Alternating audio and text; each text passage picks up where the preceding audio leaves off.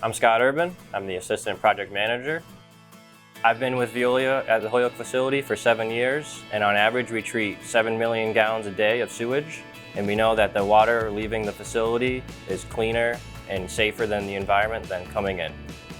The most important thing we do for the city of Holyoke is we take the sewage water, it goes through our process here at the facility, it comes out 96% cleaner, and we are confident that it goes out to the river with no harm to the aquatic life. Some of the services we offer with Veolia is street sweeping. We make sure that the largest St. Patrick's Day parade gathering, the route is clean. We are in charge of maintenance on the collection system, jetting, cleaning, making sure residents' homes are flushing and they're not backing up into their own home or business. And we are also in charge of all the plant maintenance, what needs to happen inside the gate and outside the gate. I believe strongly that Veolia is a great asset to the city of Holyoke.